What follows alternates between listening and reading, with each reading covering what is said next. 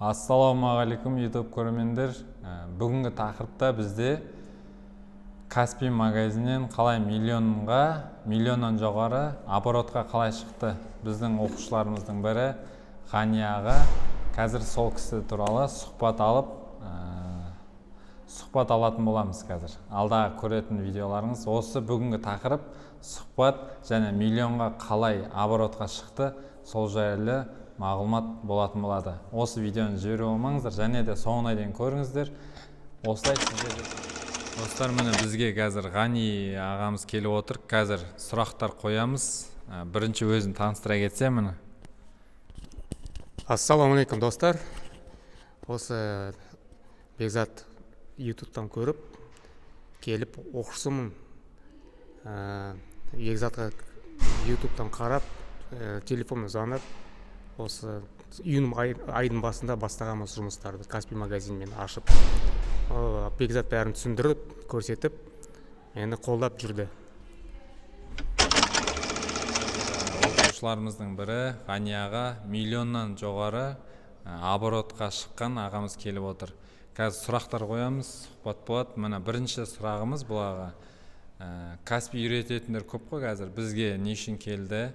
Сосын екінші сұрағымыз, Каспий магазинді қалай бастадыңыз, бізді қалай таптыңыз, Каспий магазинді қалай аштыңыз, соны кішігірім өзіңіздің жауаптарыңызды айта кетсеңіз. Ассалаумағалейкум достар, менің есім Ғани, фамилиям Абдразаков. Осы ютубтан көріп көп адамдарды Бекзат таңдап, осы Бекзатқа телефонмен звондап, хабарласып, үйреніп бастадым осы Каспий магазинді. Июнь айдың басында бастадым. Июнь айдың басында келдің, Иә, июнь айдың басында бастағам. YouTube каналдан көріп. Иә, YouTube каналдан Бекзат көріп, видеоларына қарап, сеніп, енді сосын хабарласып, кездестік сосын. Сол қолдап, сөйтіп. Сенде ИП болды осы біз маған келмей тұрыпты? Иә, келмей тұрып мен ИП ашқам басында. Сосын Каспий қалай ашу, соны көп сұрақтар жүрген, қалай ашсам, қалай істесем деп. Сол ютубтан сіздің видеоңызды көріп, сосын сізбен хабарласып келгенмін ғой. Ары қарай осы Ғани біздің мысалы товарларды алып саттыңыз, получается. Біздің товарларды алып сатты, біздің қасымызда жүрді. Сонда біздің қасымызда жүргенде қандай бір сезімдер болды өзіңізде андай? Сол сезімдеріңізді айта кетсеңіз. Ерекше сезімдер. Басында ондай жұмыс істемегем, шын айтсам, офис жұмысшы болып істеп жүргем алдында. Осы сатушы болып ондай бірінші опытта. Ұнады, бір басқаша жұмыс екен енді. Өз жұмысын өз қолында жүресің, істеп енді. Қиын ештеңкесі жоқ. Сол товар сатылса болды, сол товарды қарап, салып, сөйтіп, қиын ештеңкесі жоқ. Келесі сұрақтарымыз, мысалы Каспий магазинде возвраттар болады. Сосын сізге Каспий магазин клиенттер қайта звондап мазаңызды алады. Клиенттер звондап ана зат не, мына зат не деп сондай кездерде енді бірінші рет жауап берген кездерде қандай ойда болдыңыз, или істеңіз келмей қалған кездер болды ма? Сосын қандай бір ситуациялар, қиын ситуациялар қандай болды, солар жайлы айта кетсеңіз. Ондай да жағдайлар болды. Енді ондай қорқынышты емес, ондай қатты. Енді кредитка алған адамдардың кішкене сұрақтар қойды. Отказ болған кезде бір товар шыққан кезде болды сондай вопростар. Оның бәрін шешілді, звондап түсіндіріп адамдарға. Олардың бәрі түсінеді, бәрі звондап тұрсаң, связға шығып. Сондай жағдайлар болды енді, бірақ жаңағы Каспийда жолдары бар. Товарды базарлағаннан кейін күтіп, отказ жазасың енді. Клиенттерің довольны болып қалады. Енді қайтан нетіп, қайтан клиенттерін өздері заказ беріп, уже өзің сатушы сеніп кетеді. Сондай. Бірақ ондай қиын жағдайлар болған жоқ, шын айтсам. Қатты ма? Ондай болған емес. осы мысалы менің заттарымды сатып жүрдіңіз, соның арасы сіз өзіңіздің әйеліңізбен істеп жүрген бизнес болды да, шторлар өздеріңіз қолдан тігіп істедіңіздер. Туль дейді, шторда. Иә, сол туралы өзіңіз бір андай оқиғаларыңызды және де заказды қалай жібердіңіздер? Мысалы, туль заказ 2-3 күнде дайын болады негізі. Бір күн заказ келеді, 2-3 күнде, бір күн 2 күн дайын болады. Қай жерден заттарды алдыңыздар, оның бәрін қалай үлгердіңіздер, сол туралы кішкене сөйлеп өтсеңіз? Иә. Менің әйелім өзі негізі тігімші. Өзі тігеді, жаңағы дизайнерский киім тігеді жаңағы. И өзі ойлап жүрген сондай штора тігейін бе деп кішкене оңайлақ та. Терезеге мынандай жауып. Иә, терезеге перде дейді. Орысша туль дейді. Иә, тюль дейді. Мен кішкене қазақша қиындау маған сөйлеуге, орысшада сөйлесем болады. Иә, орысша оқыдың ба? Иә, орысша оқығам, сол үшін кішкене қазақшаны қиындау, жеткізе алмаймын жақсы. Әрине. Жена моя супруга, она сама по профессии швея. И она хотела там тоже шить шве, проще шить эти занавески, шторы, такого плана заказы. И вот у нее тоже был свой ИП, тоже открыли ИП, открыли магазин и тоже запустили заказы. Да, сейчас тоже принимаем заказы по шторам. Уже содада заказы шторлар қойып жатсыздар. Иә, қойып жатырмыз. Жақсы, басында кішкене қиындау болды енді бір-екі заказ.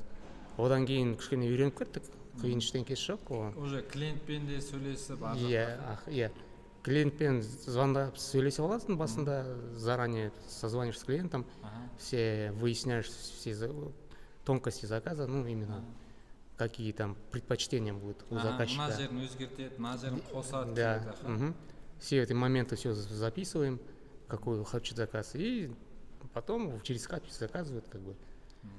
Уточняем эти все вопросы и потом уже реализовываем, уже потом отправляем клиенту заказ. Сложностей тоже таких не было. В принципе, по возвратам тоже не было таких. Ну, 1-2 возврата было только вот за этот месяц. Вот. А так, в принципе, ничего сложного, тоже освоили эту работу. В принципе, нравится. Классно. Каспий, да? Да, Каспий магазин сейчас здорово. Такую возможность дают людям подзаработать, свой бизнес какой-то раскрутить. Хороший заработок, достаток. Да. Өзіңізге жетеді ғой үйде? Да, конечно. Уже обороты увеличили. Уже за июнь месяц у меня был оборот. До 1,5 миллиона подняли, получается. Больше миллиона оборота. Вложили за месяц, да, у нас. Такая сумма. Ну, сейчас в Каспий Pay покажем, какие цифры у нас будут. Болды, қазір алдағыда көрсете отырамыз Каспий Pay'да квитанцияны міндетті түрде. Тағы бір әңгімелер айтып отырыңыз, мысалы, осы цех ашқым келеді, кішкене үлкейгім, магазинді үлкейткім келеді деп, өзіңіздің алға қарай алға қойған мақсатыңызды және де алға тағы да қандай пландар бар, соны айта кетсеңіз. Я айтпақшы, Бекзат, пландарым бар, я қазір кішкене расширение болайын деп жатқанбыз, енді ойланып, әйелім екеуміз. Жаңағы қазір помещение іздеп жүрміз, цех ашпақшы едік. Өзіңіз Асламан жақта тұрасыз? Иә, өзім, жоқ, Апорт жақта тұрамыз, Апорттың районында, Алтын Орға жақын. Сол жақта тұрамыз, енді сол жақтан, сол районнан кішкене мұндай цех ашайын деп планда да. Өзіңіз жеке бір отдельное помещение, да, уже оборудованиеміз бар, бәрі бар. И бір тігімші қыз қазір бізге керек еді. Ол жағынан үйретеміз өзіміз. Тігін қалай істеуін? Қалай, сол жолдарын бәрін көрсетіп, Каспий магазинмен де көрсетіп беретін едік. Енді сондай қыз табылса, күшті болатын еді. Сондай пландарыңыз бар енді, цех ашып. Әрине, бізде қазір қарапайым көрермендер көріп отыр.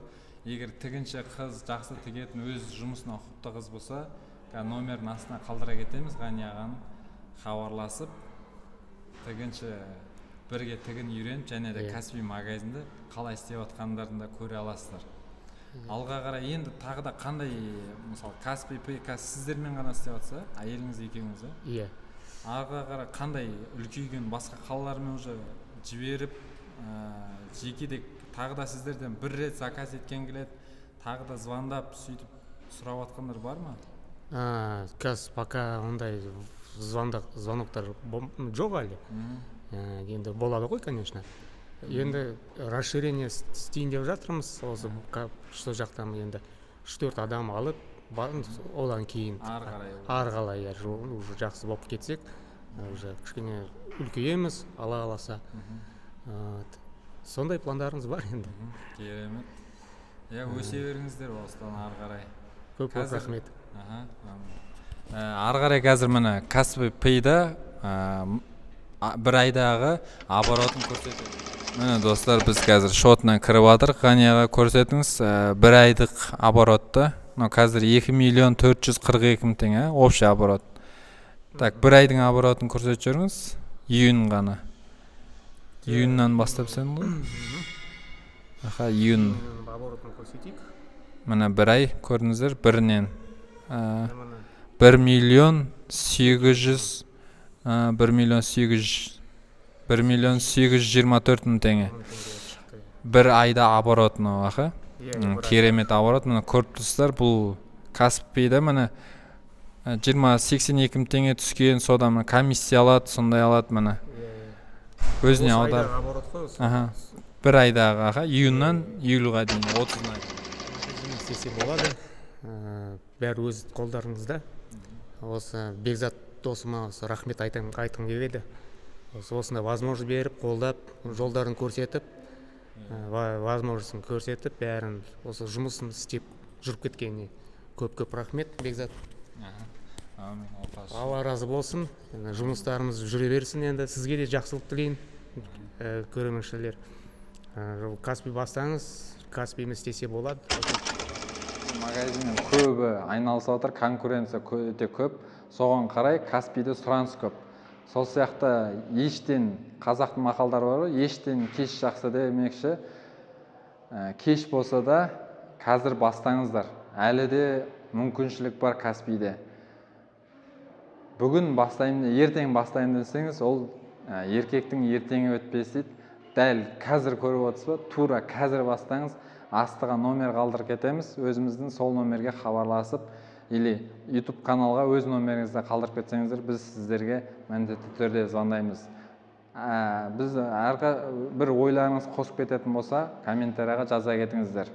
Сіздермен болған мен Бекзат Мұстафин. Келесі видеода кездескенше, ассаламу алейкум, рахматуллахи баракат.